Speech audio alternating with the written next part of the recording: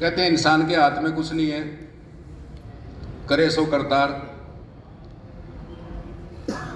बहुत दिनों से मैं बहुत बड़ी कशमकश में था, क्योंकि मेरा जीवन जो है वो संघमय है। आरएसएस से रहा, 1986 से 84 से एबीपी में काम किया और लगातार उसी विचार में पला पड़ा। लेकिन मैं एक बात कहता हूं, विचार सभी पार्टियों के अच्छे होते हैं इन ब्लैक एंड वाइट। मैनिफेस्टो अच्छा होता है, बातें अच्छी होती है, लेकिन जब वो धरातल पे चीजें आती है तो लोग क्या करते हैं, इस चीज पे नजर पूरे समाज की होनी चाहिए। भाई कुलदीप जी गदराना, इनका जीवन भी आप लोगों को पता है कि कैसे इन्होंने जीवन में संघर्ष किया, एक पार्टी को पूरा टाइम दिया, पूरा जीवन ही दिया। और भी बहुत से लोग हैं हिंदुस्तान में जिनकी इच्छा है कि समाज के अंदर कुछ अच्छा हो, जो हमारे कुछ पीछे छूटे हुए साथी हैं उनके लिए व्यवस्थाएं ठीक हों। और हमेशा व्यवस्था परिवर्तन की बात होती है, लेकिन व्यवस्था परिवर्तन कागजों में कहना और धरातल पे उतारना, उसमें बड़ा फर्क है। पार्टी विद डिफरेंस की जो लोग बात करते हैं, आज दिल्ली में क्या हो रहा है, दिल्ली में आज क्या हो रहा है, पूरा संसार, पूरा हिंदुस्तान देख रहा है। तरह तरह के लांछन लगाना किसी के ऊपर बहुत आसान है, लेकिन उनको सिद्ध करना बहुत मुश्किल है। इत्फाकन फॉर्चुनेटली डीएन कॉलेज हिसार में सुनीता दुग्गल, अरविंद केजरीवाल और मैं इकट्ठे ही थे प्रेप नॉन मेडिकल में। दुग्गल मेडिकल में थी, हम नॉन मेडिकल में थे, तब नहीं जानते थे। जो अन्ना मूवमेंट चला, भाई पवन जी हिल्टन यहाँ बैठे हैं, हम लोगों ने सबसे पहले वहाँ, मैं गुप्ता जी को कह रहा था कि टेंट लगाया था टाउन पार्क के पास। उसके बाद सभी पॉलिटिकल पार्टीज के लोग भी आए और मैं कह रहा, ऐसा सरकारी कर्मचारी था जो छुट्टी लेके धरने पे रहता था और क्लास भी पढ़ा के आता था। देखो, अपनी ड्यूटी करने में, ईमानदारी में करने में बहुत आनंद आता है। मैंने बहुत से नेताओं को बड़ी नज़दीकी से देखा है, उनका पतन भी बड़ी नज़दीकी से देखा है।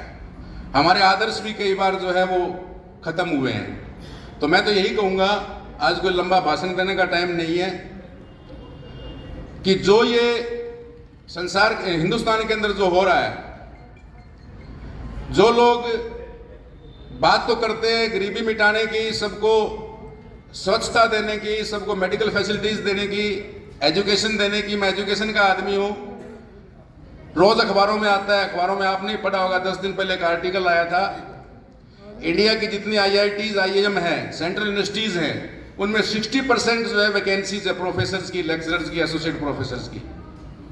कहीं भी आप हॉस्पिटल में चले जाइए, देखिए विडंबना क्या है कि पढ़े लिखे लोग बेरोजगार हैं, सरकार के पास टाइम नहीं है कि रिक्रूट करने की, डॉक्टर्स को नौकरी देने की सरकार के पास टाइम नहीं है। और जहां हम रहते हैं, जिस स्टेट में हम लोग रह रहे हैं, कहते हैं ना कि think globally but act locally. यहाँ क्या हो रहा है हम लोग देखते हैं, एजुकेशन का इतना बुरा हाल कर दिया है, मेडिकल जो फैसिलिटीज है उसका क्या हाल है सरकारी हॉस्पिटलों में। सरकार के पास और सभी कामों के लिए टाइम है, इस चीज के लिए टाइम नहीं है।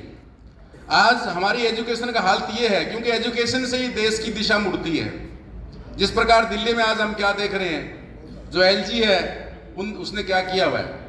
अरे सीधी सी बात है, स्टेट का गवर्नर चलाता है या मुख्यमंत्री चलाता है स्टेट को, वो फुल फ्लैज नहीं थी इसलिए वहां लेफ्टिनेंट गवर्नर है, फुल फ्लैज गवर्नर नहीं है। लेकिन धिंगा मस्ती है, बदमाशी है, एक किस्म से यूं कहो कि प्रजातंत्र के ऊपर बहुत बड़ा प्रहार है। और जिस प्रकार हमारा समय चल रहा है, इवन जुडिशरी को भी किस प्रकार से काबू करने की जो एक प्रक्रिया चल रही है, वो बड़ा चिंता का विषय है। हमारी जितनी भी कॉन्स्टिट्यूशनल बॉडीज हैं, जितने भी संवैधानिक संस्थाएं हैं, उन सब की धज्जियां उड़ाई जा रही है। तो दोस्तों, मैं तो यही कहूंगा, हालांकि मुझे कोई जल्दबाजी नहीं थी, सही बताऊं मैं आपको, भाई कुलदीप जी गदराना से बहुत बार बात होती है मेरी, और भी साथियों से। और कल मुझे पता लगा सुशील जी गुप्ता यहाँ आ रहे हैं, मुझे बाहर जाना था, अनायास ही प्रोग्राम थोड़ा पोस्टपोन हुआ। जो हमारा बेटा है जतिन, ये भी बहुत दिनों से पीछे पड़ा हुआ था, ये कहने लगा जी आप अपना बायोडाटा दो। मैंने कहा बेटे कोई बात नहीं, अपना सारे साथी हैं, समाज के अंदर काम कर रहे हैं, जब समय आएगा जब हम भी इस साधु संगत में शामिल हो जाएंगे। लेकिन कहते हैं ना कि खुद के हाथ में कुछ होता नहीं है। इवन जब पॉलिटिकल पार्टी नहीं बनी थी, हिसार का बाई इलेक्शन था, 3 बड़े घर के बेटे खड़े थे, अरविंद केजरीवाल जी, सिसोदिया जी, किरण बेदी भी तब साथ थी। इन लोगों के साथ मैंने स्टेज शेयर किया हिसार में।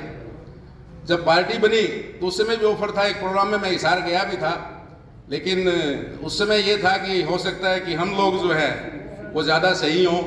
हम लोग जो पहले लगे हुए हैं समाज के अंदर, संघ की तरफ से, भारतीय जनता पार्टी की तरफ से, तो हो सकता है कि वो रास्ता ज़्यादा सही हो, क्योंकि बचपन से उसी में मैं था। लेकिन दोस्तों, जो मैंने महसूस किया है, जो मैंने देखा है और जो मैंने भुगता है, जो अब की जो मेन स्ट्रीम जो पॉलिटिकल पार्टीज हैं, आपको छोड़ के वो सभी लोग सामंतवादी हैं। मुझे यहाँ कहने से कतई कोई गुरेज नहीं है। उन लोगों के साथ रह के आप सहजता महसूस नहीं कर सकते। बातें करना बहुत बड़ी अलग चीजें हैं, लेकिन जब उसके अंदर घुसते हो, सिस्टम के अंदर घुसते हो, आज करप्शन की क्या हालात है, हरियाणा में देखिए क्या हालात है, दूर की छोड़िए आप। तो मैं ये कह रहा हूं कि आप एक आंदोलन का रूप ले। भाई बहुत अच्छी बात यहां से कर रहे थे कि एमएलए एमपी बनना कोई बहुत बड़ी बात नहीं है, लेकिन आप समाज के अंदर कर क्या रहे हो, समाज को जिस चीज की जरूरत है वहां आप कितना डिलीवर कर रहे हो, उस चीज के ऊपर हमने पैनी नजर रखनी है। और मैं आप सभी लोगों को कहते हैं ना कि बहू जब नई नई आए तो उसको ज्यादा फ्रॉडना नहीं चाहिए।